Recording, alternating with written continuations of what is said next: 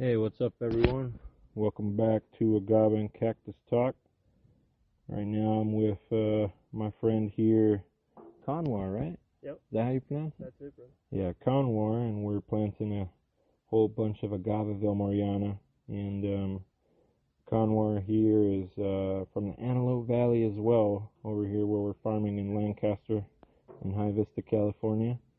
And he's over here learning a bunch about agave in the area and planting and stuff, and we thought it'd be a good time for a podcast because he's got some good questions that I think may help some of you new farmers or starting farmers. And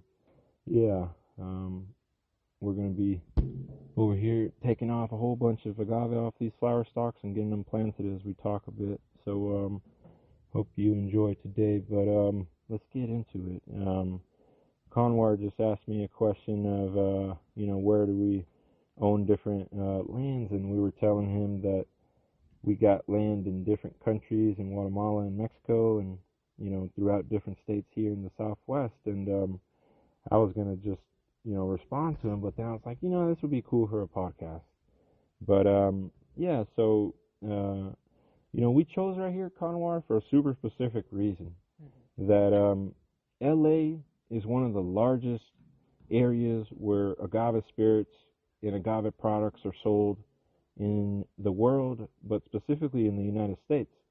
So most of the tequila, or not most, but a large portion of the tequila, a large portion of the mezcal, the raicilla, these are all agave spirits with Mexican denominations. They're all coming to LA because they know that the market in LA is one of the largest markets to sell in. And as well, it's a huge populace here in Southern California. So from LA, many new agave farmers and entrepreneurs in Mexico producing, dietary supplements such as inulin or producing agave syrups. They're starting to infiltrate the markets here because it's, if you can get your products to LA, you can not only sell to one of the largest cities, but you could sell to Southern California that's got, 20 million people probably within a few hours of LA.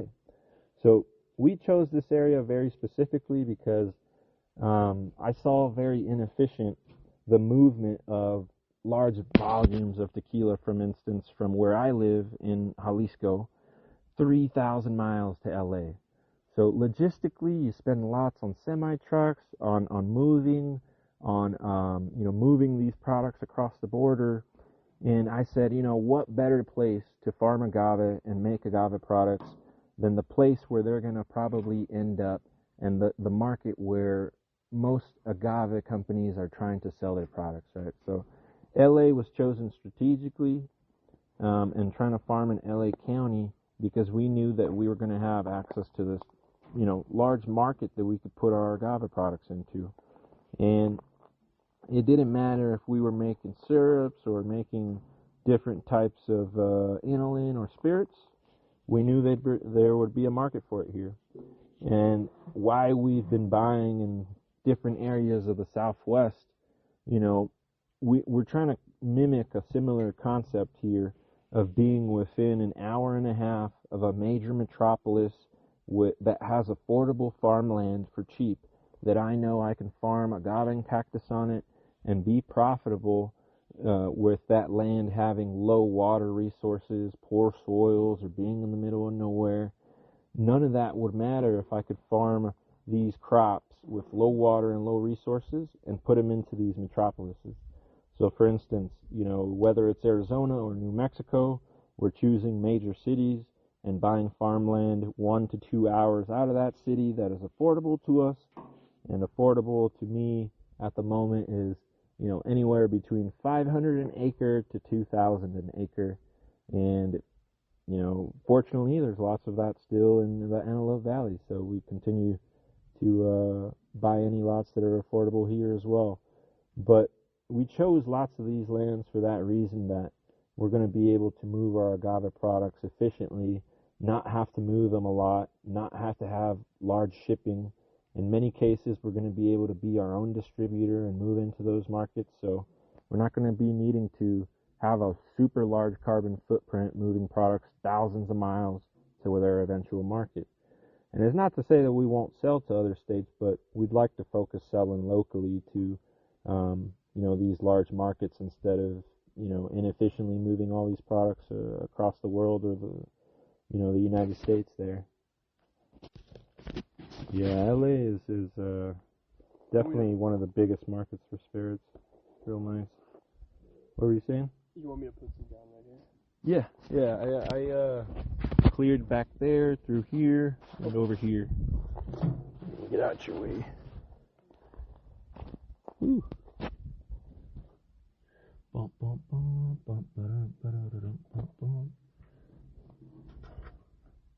Yeah, so what first got you interested, I guess, into trying, or maybe, seeing if you wanted to do something with agave, Qanwar? So, I've been following it for about a year and a half, and always wanted to get into farming, but, maybe my misconception, but the only thing I really thought of was, I'd have to go to agricultural university or agricultural school to learn, and it just seems something so big, So, get the basics down, how do you farm and that, but considering I'm local, and while I was looking at your page, I noticed, it looks like kind of desert. So maybe it's something that I can get into. I wasn't aware you were located around here. So I thought I'd reach out and just see, well, if it is the desert and I'm in the desert, it might be an easy way into getting started in farming. But I'd have to learn about agave and see what it takes. So I just wanted to reach out and kind of learn about that for me. Yeah, that's cool, man. I mean, out here, a lot of people don't know, that one, we're so close to LA and that this land is even agricultural, right? Like when I tell people I'm farming in LA County, it surprises them so much, to know that this Antelope Valley is even over here, And it's funny, a lot of the people here, they kind of take for granted too that they have this here, this area that can do lots of agricultural stuff, and that's cool, man. Brings me to my next question.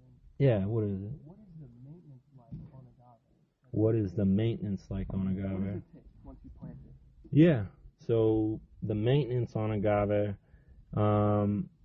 over here, once we plant the agave, especially so closely how we're doing with the bugles like this, we're going to be coming back in spring and separating them once they're rooted and have put out a few sets of leaves. And then a lot of that will go into pots directly so that we could sell that into nurseries or, to different landscapers. And then another large portion of it will be then now properly spaced and placed throughout the fields for their, when I say properly spaced, I mean like every agave has a mature size. So we're going to be spacing them out to be able to grow to their mature size without crashing into any other plants, right? And that's going to be your first real thing of maintenance on when you're planting out from your bugle, and right around maybe when they're 6 to 8 inches is where you're going to want to transplant them, and that's usually around 4 to 6 months from the time like today that we're planting them out. So that's why I say around springtime is probably when we'll do that.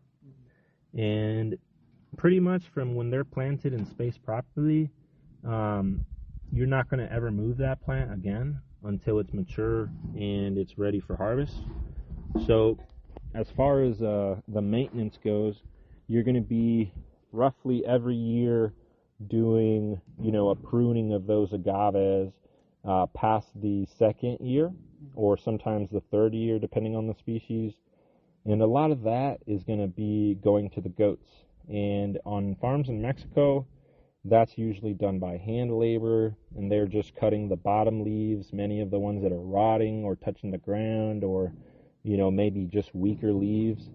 And that's done strategically to open up, the ground and allow more water to hit. And you don't want any leaves touching the ground where a lot of those insects or plagues or diseases could bring it back up into the plant. So it's also done to be, a resistance to a lot of those pests that may come. And it's also done to shape up that agave so that it's not crashing up into the other ones, because a lot of the times in Mexico they may plant them, in my opinion, a little bit too closely, but they get away with that because they're doing constant prunings where those leaves aren't going to be touching each other from the different agaves. So they may plant them, I would say, 1 or 2 feet closer than I would, but they're just doing a little bit more maintenance.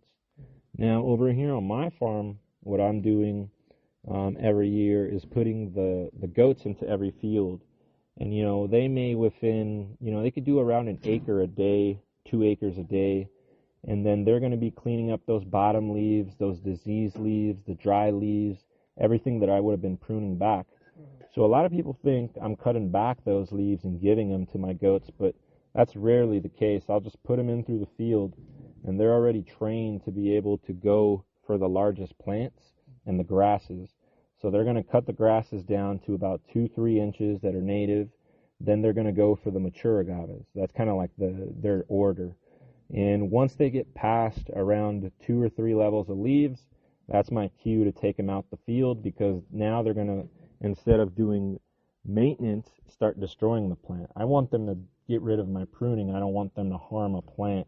So, many people also think, I have them for several weeks in the field, because it may take, sometimes a whole week or two for human laborers to go in and clear all those agaves and maintain them. But in my case, it may only be, a few days, and those goats get the job done. So it's real helpful having the goats as far as the maintenance, because you save yourself a lot of steps. So they're going to go in there and prune everything for me, right?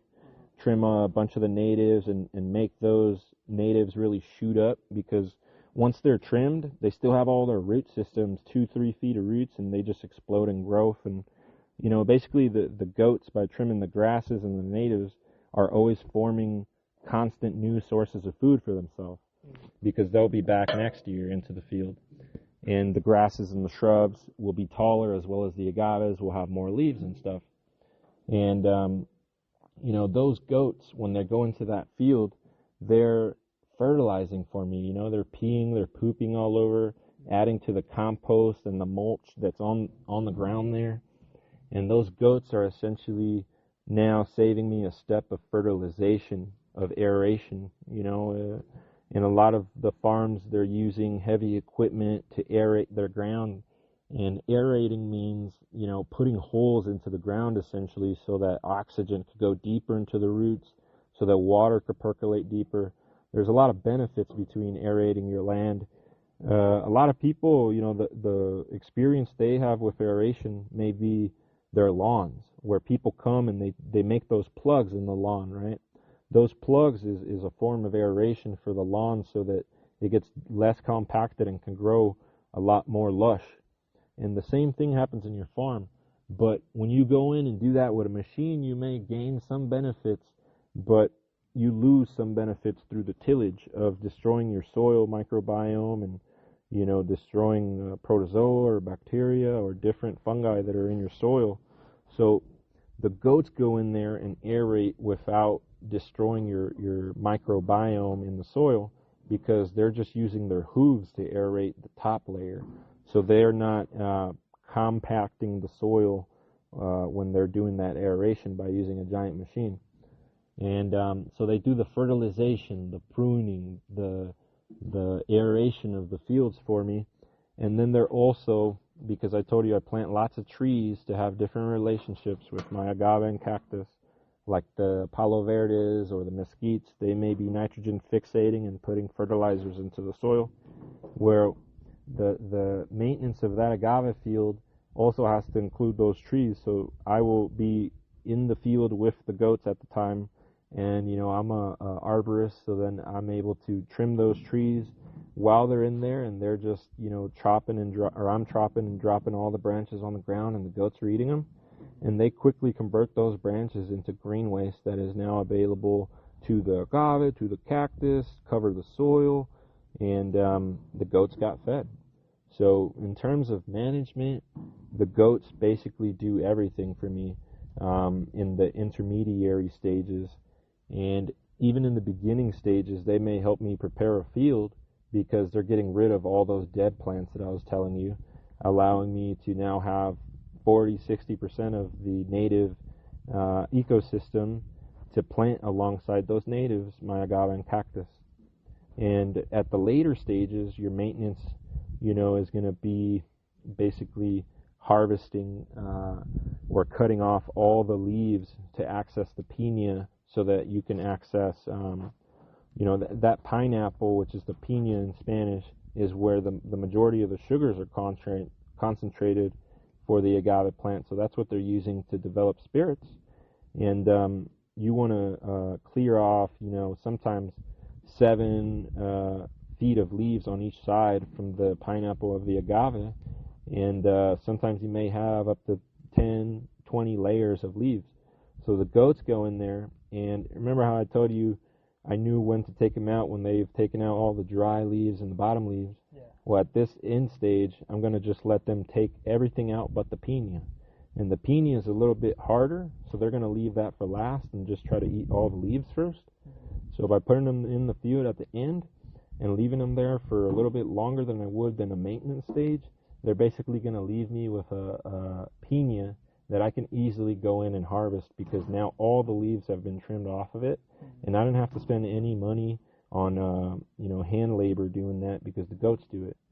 And then now that I'm not spending any money on aeration, on harvest labor, on maintenance labor, the goats are also producing me an actual revenue instead of costing me revenue through having lots of that labor or fertilization or different machines that may aerate my land. So not only do they save you money, but they're going to make you some money too.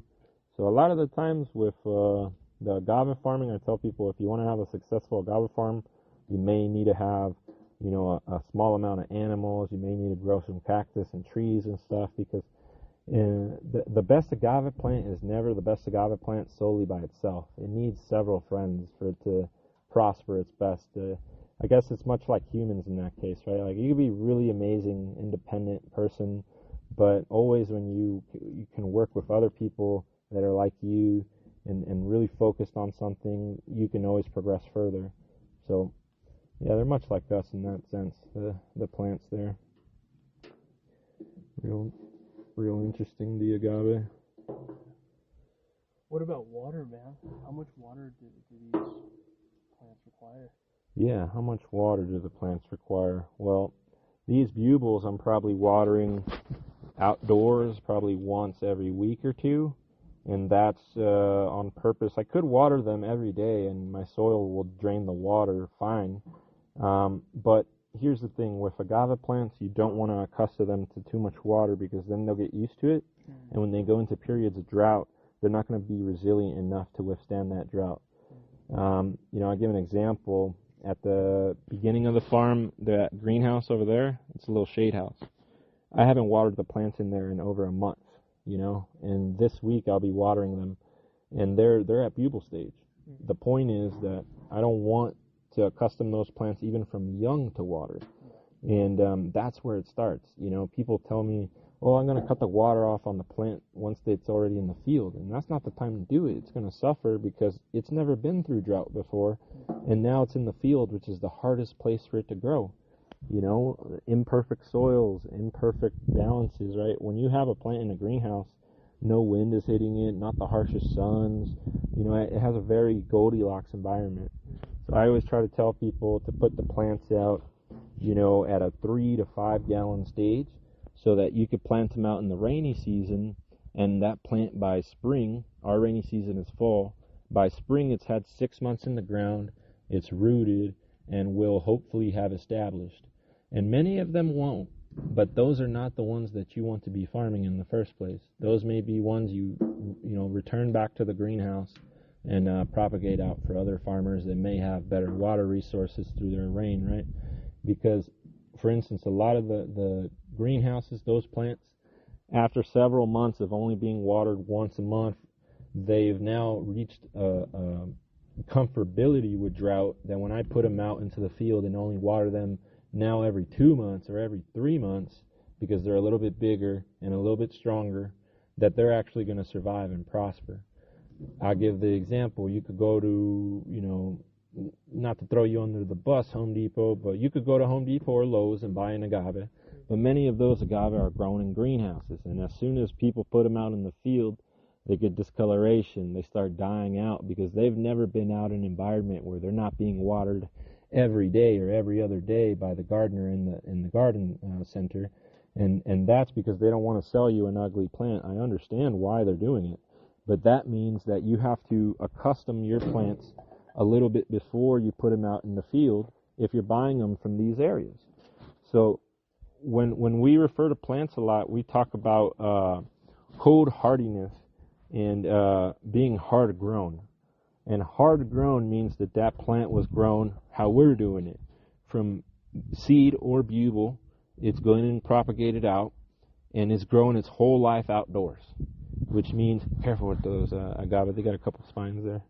But then they're growing their whole life outdoors, which means that they've suffered their whole life. They've never had that Goldilocks of the greenhouse. And a lot of my outdoor plants, they could go directly to other farms and go directly into the field because they've suffered in the California desert, where we get an average of 2 inches of rain, 3-4 days where the winds are 15 to 40 miles an hour, drying the plants out, and we get, very little irrigation. For instance, I may catch some rainwater and I'll irrigate the plants, but it's not like I can catch an infinite amount of rainwater and water them every day. So what also limits me is the rainwater that I catch and can collect. So, those plants that I may give, for instance, to someone in Paso Robles or somewhere in Northern California like Napa, well, they're going into areas now, instead of 2 inches of rain, they got 10, 15, 20 inches of rain, and they're prospering those agave much better for them than they are for me. But that's because they came from my farm where they already were suffering. So then going to this new area, even though they're going out into the field, it's easy mode for them because they're coming from the desert. Whereas sometimes I'll bring, agave up from Northern California in Lake County or something, and I'll bring them down here. And they're used to receiving so much rain that they get shocked the first few years when they're here because they have to reaccustom themselves to being a plant that could live with that low amount of water. And sometimes it's not easy for them. Many of them die. And that's, a lot of people tell me why I grow so much agave. That's been one of the biggest reasons, because I've spent tens of thousands of dollars on agave that I buy all over California, and it dies as soon as I put it out in the field a month or two. Yeah. It cannot fit into my system. I need to grow my own plants so that they're strong and hardy, and as well, I couldn't, how we were just talking about this earlier, a lot of my bugles I may sell at $1. I couldn't grow 1 million plants if I had to buy them all from a nursery at $20 or $30 each. I don't have $20-30 million to go plant out a small farm of 100 acres of agave. But what I had was lots of agave already, and I knew after one cycle, if I didn't do what they do in Jalisco, which is capon, and capon means that they don't let the flower stalk come out, Qanwar. They cut the flower stalk. They don't want the seed, and they don't want the bubble, and they know that the flower stalk will take lots of energy away from the pineapple, which is their main source of revenue. So they cut most of them, which is hurting the genetics of agave because bats need those flower stalks to pollinate and continue developing the agave genetics. So they've kind of put themselves in a box where they got low genetics now, and they got no seed and no bugles coming from these plants. And the point being that I, through seeding agave and through having bulbous agave, realized if I just got past one cycle, I'd have unlimited agave, because I could have so many flower stalks that develop seed or bulbs that I would have how I do now, which is, 1 million agave without having to spend millions. And, I to get most of this agave, I do landscaping. I may recycle some of it. I propagate the majority of it. And I'm able to get agave at a very affordable price for myself versus having to go buy it all. But that was the only way I could start a farm. And I give you an example. The big agriculturalist that is, I would say, the largest agave farmer today in California, the majority of his stock is imported from Mexico, and that's something that's a solution a big agriculturalist does, right? They have the money, they can go to another country, buy a ton of agave at a bulk price and import it. But I wanted to be unique in the sense of growing, my stock from uniquely Californian plants that I found in landscapes or I found at nurseries around here, and I was going to grow them and propagate them myself. Even though I'm Mexican, the importing agave never really made sense to me because, it's just like the carbon pollution that I'm going to do to move those plants 3,000 miles to LA. It's a lot. It's really costly to do all that, and I just didn't really see it as a way to scale a farm. Not to mention that, you begin to attract lots of people accusing, farmers like that of biopiracy because lots of that agave maybe wasn't sourced with the approval of indigenous communities, so I didn't want to incur the problem of going to Mexico and importing agave and maybe, not doing it the right way where I respected my own people, So I don't judge the big agriculturalist. That's just the way that he did it, and he had the money to go buy 1 million plants and scale quickly like that. But I had to go through, I've started farming agave in 2016, 2017 season, and I'm almost 10 years in the area, and now I'm finally at the point where I'm at the scale like a big farmer like that, right, of agave. But some people will grow them and some people will buy them.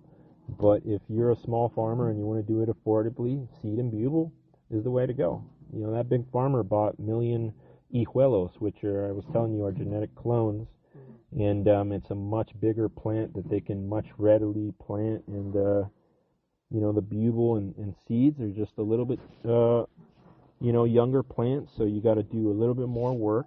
But I always tell people not everyone is going to have millions to spend on opening up an agave farm. So I think a seed and bugle, even though it's not the way that agave is really propagated in Mexico much, is going to be the way that Californians do it, because here labor is so expensive, land is expensive, taxes are expensive. We can't do what Mexico does. We have to be a little bit more efficient in how we produce these plants, so that we can be able to have them affordably for farmers. Kind of how I was mentioning, it just would not be affordable for a farmer to start an agave farm if all they have access to are nurseries, right? So I come from vineyard consulting, and in wine, a lot of people don't know this, but a vineyard, they have contract grape growers where basically you'll tell a contract grape grower, I want to start a vineyard, I need 10 million plants, and they'll sell you those plants very cheaply because they know you sign a contract, and in a couple years or 1 or 2 years when these plants are ready, you're going to be buying them, so they can confidently grow that quantity of plants out for you and give it to you at an affordable rate. And I said, that's what we need for agave. These grape growers, grape is the #1 crop in California, and it did not become that by having grape farmers go buy $30 plants from the nursery. As much as I love my nurseries, don't think I'm hating on y'all, homies. But it's just us farmers need affordable options to start farms, and I knew that the system that I needed to copy was the system of grapes, right, where you can go to a farmer like me and buy 100,000 plants at an affordable rate and start your farm in a nursery. Not to mention they won't have that stock.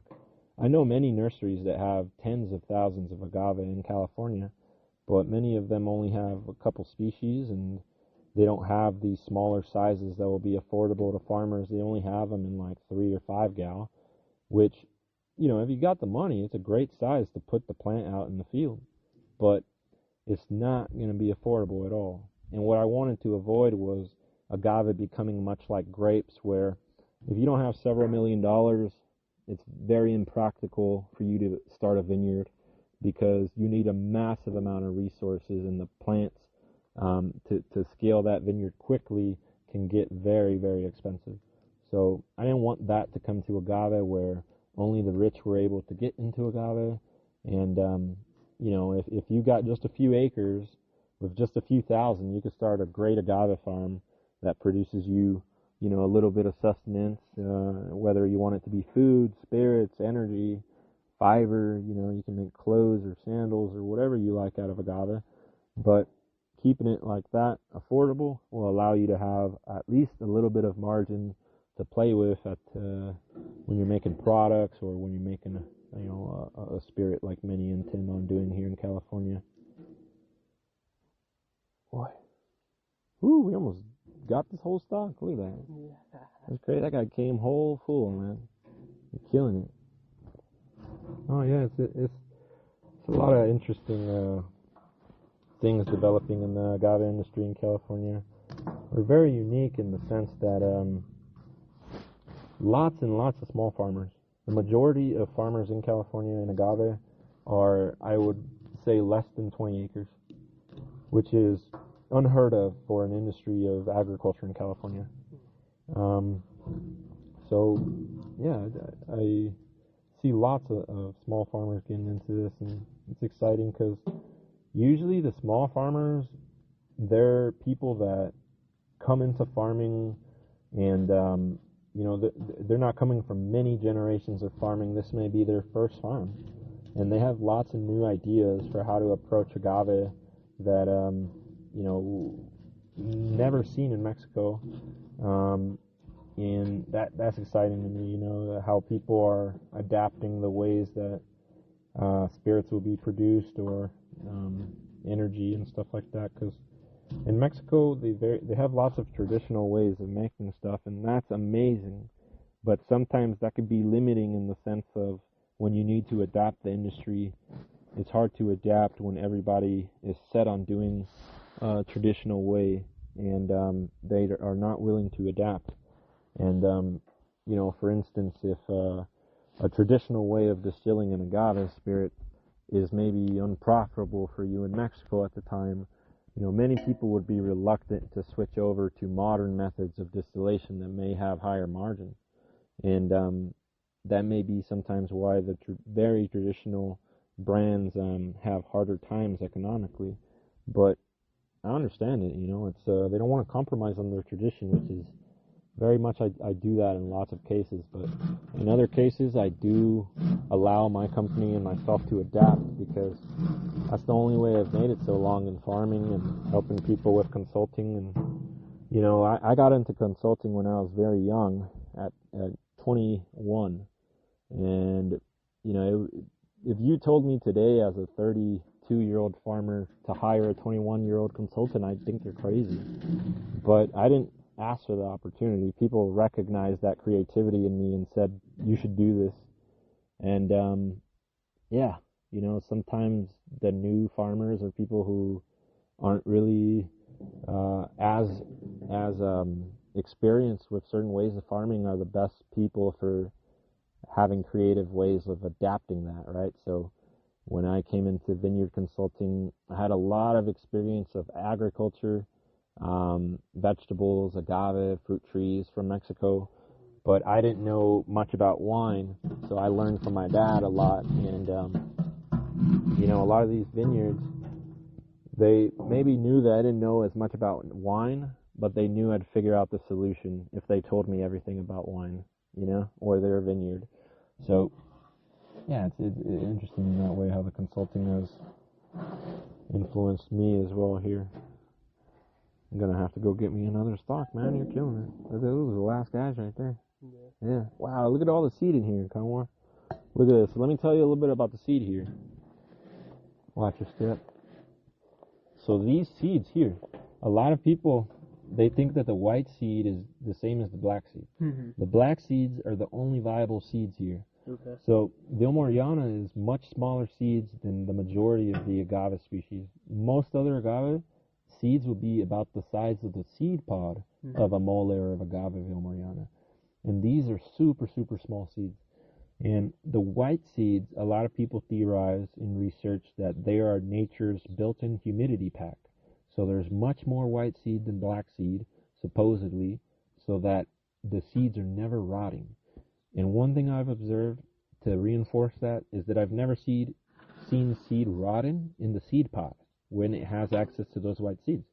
So I store them with the white seed as well, even though those can't be planted, because it's a built-in natural little help for the black seeds. Whether it's based on humidity or something else, I think probably needs more research there. But I'm not, I don't need to know why. I know what it does, and I'm okay with it. And what we'll do is try to sort most of this trash out, sift it, and what we do is just collect all the seeds down there.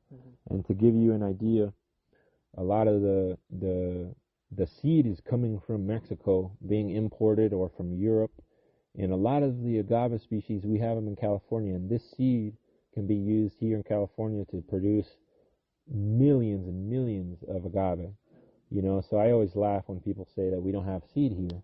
But let me tell you how much, some of this seed we may sell 100, seeds for, $15 to people so that they could start, with shipping, so that they could start seeds affordably. And then even now, people that now are willing to get into farming more, they're buying bulk seed, which I really didn't see until the last 2 years in the industry. So why I mentioned that, I have nothing to hide. I mentioned my pricing on the 1,000 seeds. I may sell that for $120, $130. And why I mention that is that a lot of people in Mexico or even in America won't get $100 at the end of the agave's life through the piña. And I'm explaining to you how I'm getting good money from the seed.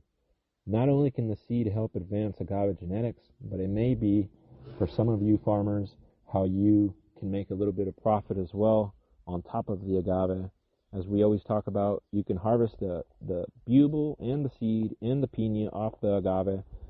If you allow all three, you're just going to get a smaller piña and a little bit less bubel and seed. Or you could have some that you allow to go to seed and bubel completely, and you'll get much more of that and you won't get a piña. Or some other ones, you just want the piña and you cut the seeds, or the quiote that has the seeds in the bulb. So, there's different agave that you could prioritize for different things, but, the seed is also something that maybe needs some research, because prickly pear seed, for instance, is now becoming into this gigantic oil market in cosmetics, and there's a lot of money in that. Probably that industry is probably $100 million and didn't even exist a few years ago. And I'm not sure. I would doubt that you can make oil out of these agave seeds, but there has to be some type of use for them that may come from consuming them or using them in some type of product. So that's yet to be explored. Maybe one of you listeners will be somebody that comes up with something to do with the seed.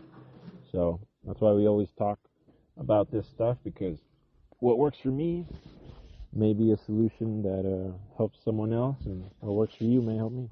So I'm gonna pause it. I'm gonna go get me another agave stock. We'll be back, guys. This is nice. We use the agave stalks here as our paths because we just have so many of them. They form the little borders. Whew. Whew. Alright, back to the agave. Let's see. Got over here almost done too. Probably make a new little section over here to put a couple. Dun, dun, dun, dun. Yeah, you should just put some agave and cactus in your little 1 acre. Try it all out. I always tell people, like agave, it's not like vegetables or another crop where you could try it out 3-6 months, it takes such a long time. And, there is a lot of benefits to agave farming, but time is not one of them. And, yeah, it's better to see on a small scale that you don't like it. But I think you'll like it. But I'm just saying, 1 acre will help you familiarize yourself a lot with how to take care of it, how to grow it, what you could do with it, you know.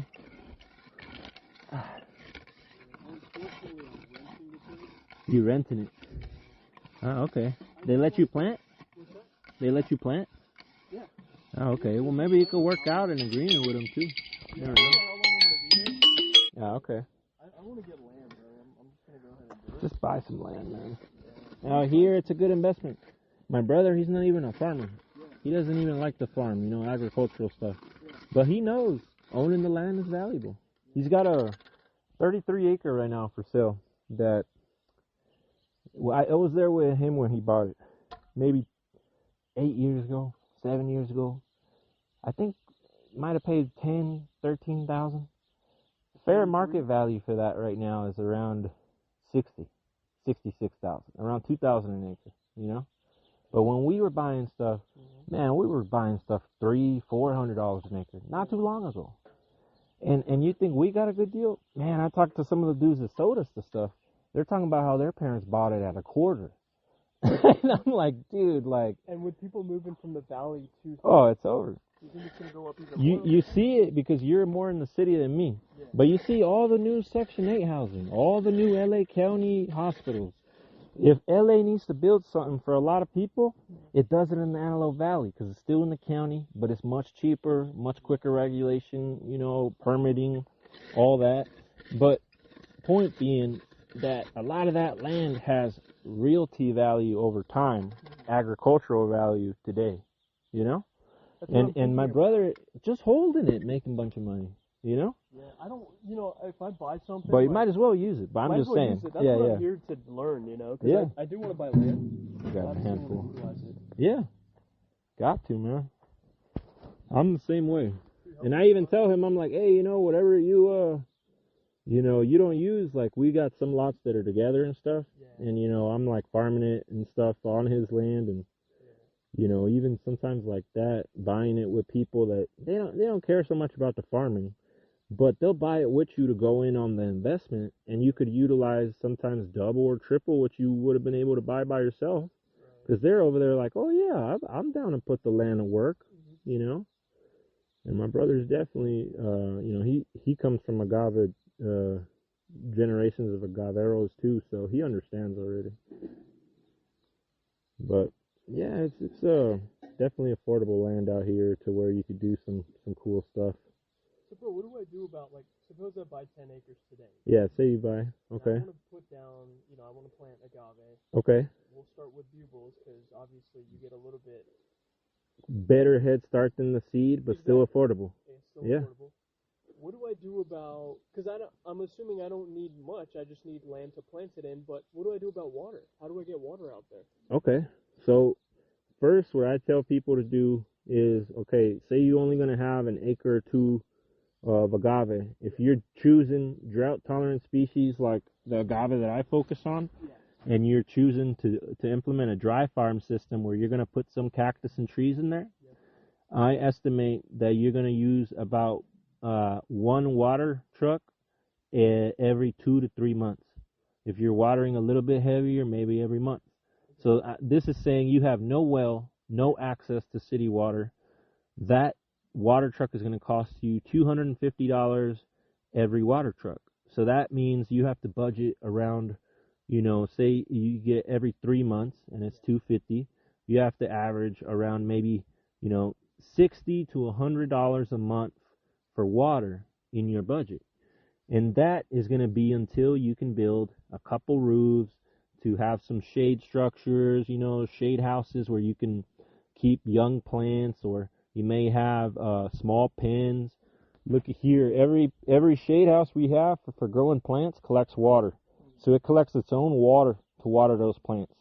All the rest of the houses, like above, or the roofs like above right there, the RVs, captures water for the rest of the plants and the animals. The animal pens catch their own water for the animals and more, so that water could go to the plants. And we try to use everything 2 or 3 times. So for instance, the water that I put for the animals, after they use it or drink some of it, it may be very dirty. Now I'm using that a second time, throwing that on the plants. My water I collect from washing dishes, that goes, that gray water goes into a bucket, and then I can use that to water plants. So all the water I'm trying to use 2 or 3 times. My shower water. The only water I don't recycle is the water from the septic, because the septic wouldn't work if there's not water going to the drain field, essentially. So that's more of a infrastructure thing. That's what it needs to, or it requires to work. But very little water goes into that, And later on, I like to build an outdoor shower where that water is collected and now utilized for the plants as well. But yeah, to answer your question, say you're just setting your farm up right away. You got a budget for around $100 out here if you're not able to access city water, or you're not able to access, water from wells, right? And I'll give you an example. A well out in this area, a 3-inch well, you may be needing a drill to around 400 feet. That well may cost you, and permitted illegally in LA County, anywhere from 40 to 60, maybe even $75,000. So it's a huge investment for something. For instance, I'm telling you, I'm running my whole farm, on very little water. And to give you an idea, this year we've got almost 1 million plants on the farm. We had up to 60 goats, 65 goats. We had up to 50 birds this whole year here. And all of this took less than, I would say, about 40 to 50,000 gallons. Almost all of that water was captured through rainwater here or at my home. And the rainwater I capture at my home is way more than my garden utilizes. So every time I go home, I bring that rainwater here too. So point is, with any roof that you may have, you can capture water once you have that on your property. So, it may be that with just one roof, you may be capturing a couple thousand gallons. And if you only have an acre or two, that may be sufficient water right there. So, it's not very expensive to truck in water, and you're going to use very, very little of it if you are intelligent, to the point where that system, even though it may sound inefficient, is still very highly profitable until you can afford for your well or utilize your well. And my whole thing is, I give an example of this often to people. I can afford the well today. Now I've made sufficient money from agave that I can afford it. But it would require a yearly permit. It would require me to pay for all the water that I take out of that. So it's not like it's free water as well. And the city or the county and the state charges you to extract groundwater now. It's not like it used to be free pre-2012. Now groundwater is regulated and it's expensive, which means that actually when you compare city water versus well water, the cheapest water is going to be your rainwater, and the second cheapest water is going to be trucked in water in this area, actually. Mm-hmm. And in many areas, that's not going to be the case because they have extremely cheap well or surface water.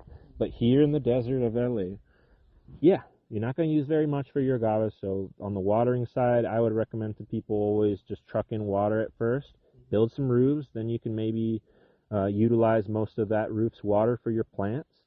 And then over time, try to make the majority of your irrigation be coming from rainwater, because the whole point of the farm is to make money, and dry farming, utilizing way less resources, and water being one of those resources, is going to be giving you higher margin, right? So I know some farmers that have incredible water bills. I'm talking like, $1-2 million a year, and they're making lots and lots of money. But as a starter farmer, you can't take that liberty because you're unsure of, one, where your agave is going to go or how this is going to develop for you.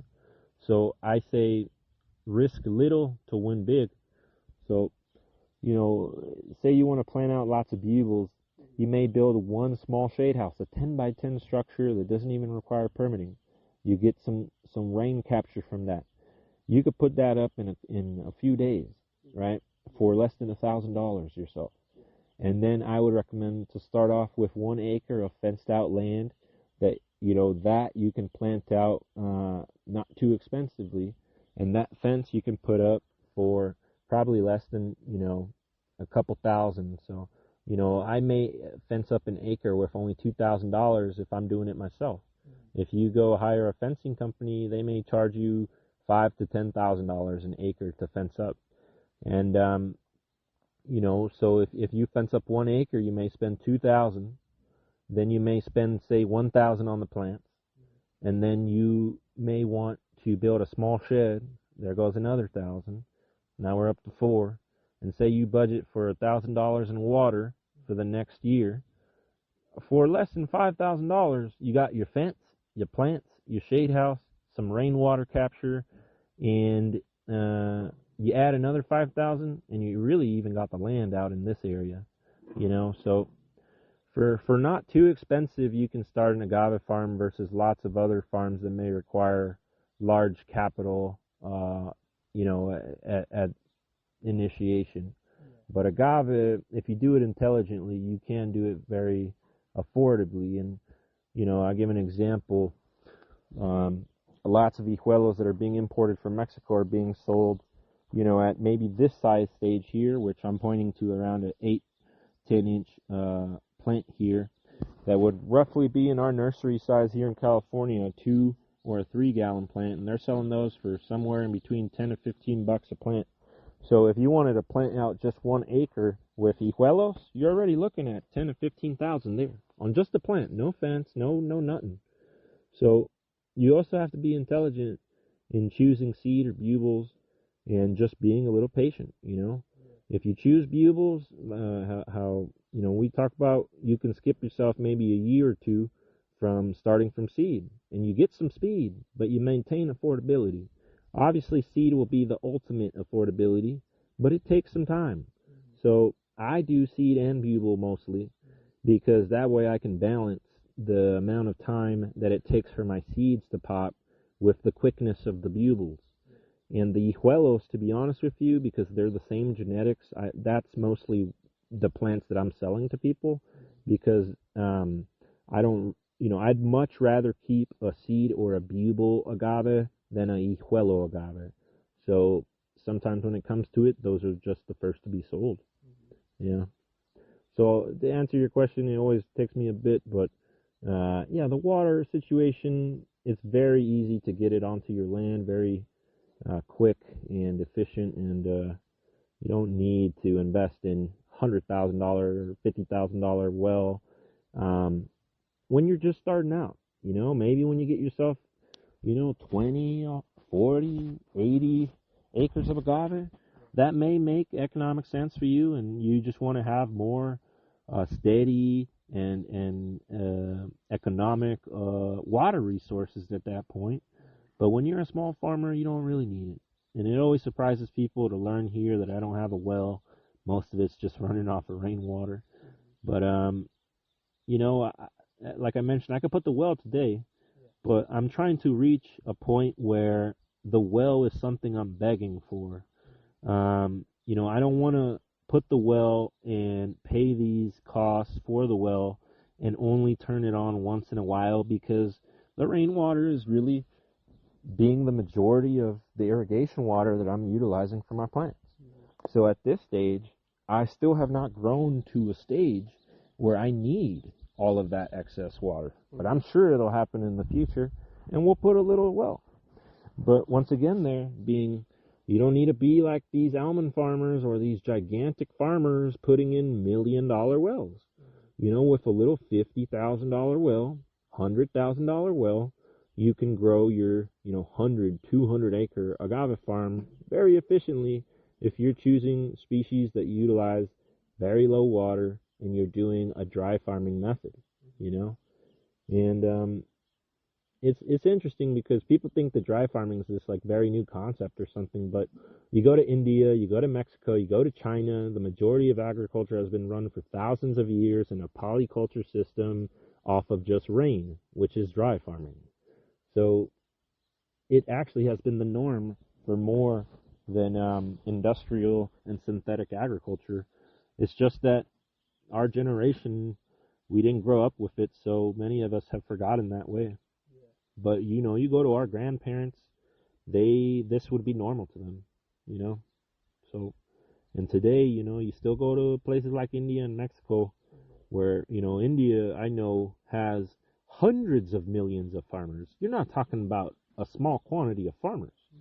And these people have been doing it for thousands of years.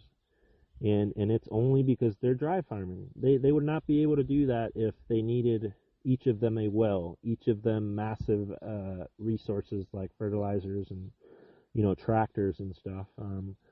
So, I look to sometimes those countries as inspiration because a lot of the times the future of agriculture, I tell people, is related a lot to our past. It's trying to remember the old ways and just trying to be very innovative of how we adapt those to our generation,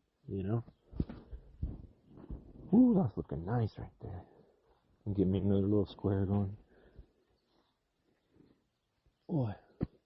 No, yeah, it's I'm telling you, even in India, this agave and cactus thing is gonna pop off really nice.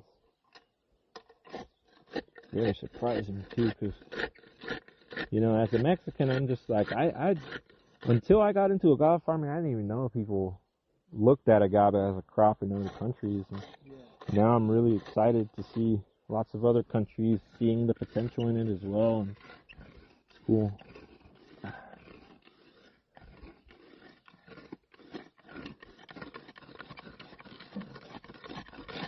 Yeah, like Mexico, for instance, we import a crazy amount of our energy, So to have this resource like agave and nobody really utilizing it, it's always been amazing to me. And yeah, that scenario is happening with a lot of different countries right now. Brazil starting to blow up their agave industry. It's really big in Africa for fiber, so they grow sisal agave, which is a fibrous agave. India is focusing on agave americana. Brazil is also very into sisal agave, and right now, because of biofuels, they're really into lots of larger sized agaves like americana, mapisaga. Tequiliana, I feel like they're not so excited about, which is the tequila agave, because I told you its genetics has been stunted so much because it's just being propagated by clone that there's lots of other agaves that are just reaching a much more larger size and more attractive to biofuel researchers. But that wasn't always the case. My grandpa talks about the plants being 3-4 times the size back in his time. Yeah. And I'm just like, yeah, well, you guys were growing from seed. We have gotten away from that, and we're kind of screwing ourselves. I give an example. Mexico, agave tequiliana, an average piña, if you're getting anywhere from, 80 to 150 pounds, that's very acceptable. That's a great plant, I'm seeing seed propagated agave tequiliana in Australia reaching 400 or 500 pounds. We're talking 3 times what the main Mexicans are pumping out, and I'm just like, wow, like, that's really where you see this genetics, excel. These plants are just ginormous. So seed-grown agave is superior? Yeah, definitely seed-grown is superior. It just takes quite a while, so people choose not to focus on it. But how long would it take seed-grown versus an eagle? So say this agave Vilmoriana, right? Mm-hmm. If I plant it from bubble, it may take me 4.5 to 6 years. Okay. Now, if I did it from seed, it would take me an extra 1.5 to 2 years. So instead of 4.5 to 6, we'd be looking at 6.5 to 8. Mm-hmm. But here's the thing with agave, the timing is really important here because, I plant always, all times of the year, and obviously sometimes are better than others. That's what I recommend to some planters, like to put in fall most of their plants. But because I grow and propagate so much and recycle so much through the landscaping, I'm always getting agave to be able to plant. And it just becomes sorry, I forgot where I was going with that. What was your question again? It was the length of time for seed-grown agave versus... Yes. So what I was saying is that you can play with the cycle, right? So these agaves take sometimes 5, 10, 15, 20 years. Mm-hmm. But that doesn't mean that you have to harvest, say, generation, 1 and wait another 15 years. If you're always constantly collecting like I am or propagating like I am, you're always going to have plants that you can put in every season out, which means eventually I will reach a point where I'm harvesting every 4 to 6 months instead of these very long time frames. But that's because, from the start, every season I'm putting stuff out so that I make sure to have, in a few years, agave that I am always able to harvest. They may not be the same species, they may not be the same cultivars, but there will always be something to harvest. And that's also why I got into the cactus, because the cactus, I know every year I'm going to have a prickly pear season. And the agave may take half a decade, so it's a longer harvest to get that money. Sure, you can harvest leaves of agave and cactus, seasonally or yearly to make some money out the leaf products and fiber products. But the main money, you would say, is in the flowers or the pinions.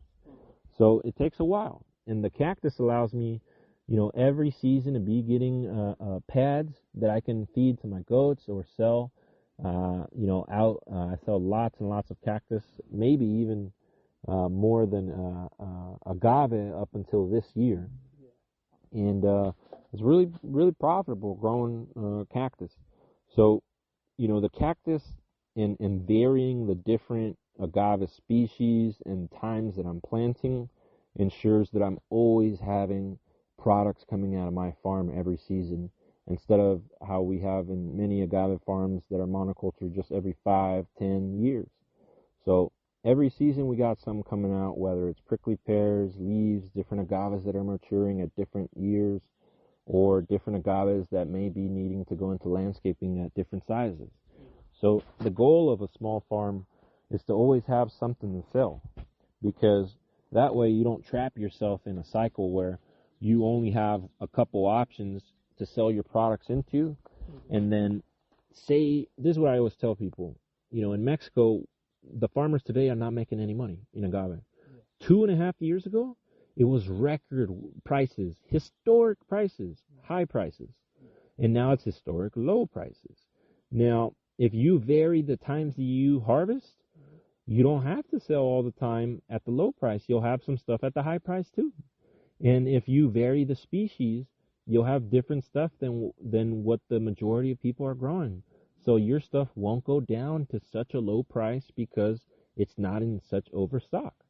So by varying the species, the times, the different plants you have, families, that is going to allow you to be adaptable.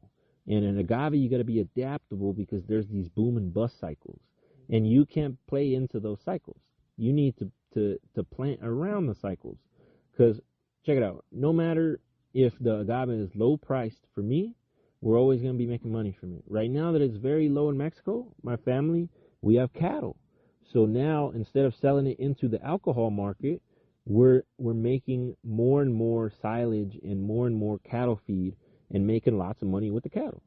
So right now when the price is different, we're going to adapt ourselves. But if all our agave is planted 1 year and we plant the whole farm out, that means when the price is low, if it comes time to sell, these have fixed timelines of when you can harvest them, if they're ready and they're at their mature size, you got 6 to 12 months to harvest before that plant goes to crap. So you don't have such a large time frame. More than vegetables or fruits, definitely. You may only have days or weeks in those crops, but it's still a time that you must harvest. So if the price is low, there's nowhere to run. Now, if you got different species and as I mentioned, different times you're planting, you don't have to abide by those prices because the market will change. And you don't even have to sell into that market. You may be selling into a completely different market. So today, the agave is very, very low in Mexico. You're starting to see people using it in cattle, starting to see inulin, dietary supplements, lots and lots of stuff that people are producing. Why weren't they doing it before? It was not profitable to do so with the agave so high. Now with it on the ground, these entrepreneurs, agave entrepreneurs, creating products, medicines, making lots of money. When the price is high, the farmers win, you know, and when the price is low, the entrepreneurs win. So those boom and bust aren't all negative. I think they are necessary sometimes to create innovation. But you know, as a farmer, obviously, you know, you want to make sure that you always have some source of income coming in. So the way that I do it, I think, is a way for small farmers to play the market and to make sure that you know they don't go down with it. You know, they're just gonna be always being able to adapt. So that's the cool part behind that. Yeah. Ooh, it's looking good, man. Dang, you got that whole stock, huh? Yeah. Nice, dude. You know, okay, I That's got what's up. the little ones that I couldn't, you know, I don't want to destroy. Woo. We got a whole hour podcast already, man. Yeah, dude, I need to go back and listen to it. I'll put it up today so you can listen to it. It's on your Instagram? I'll send you the link to it. It'll be on Spotify, Apple, all that. Once it goes up on the one platform I put it on, it goes everywhere. But yeah, hope you learned some today, listeners, and you know, we'll be back for another episode sometime. And if you got any topics you want us to answer here, then give us a comment or message, and we'll get on it. Whole goal of the podcast is try to help different farmers out from all over the world just know a little bit more about agave. So hope you guys have a great rest of your day, and agave and cactus talk out. Me and Qanwar, we're gonna go on and enjoy our days. Have a good one, guys. Peace out.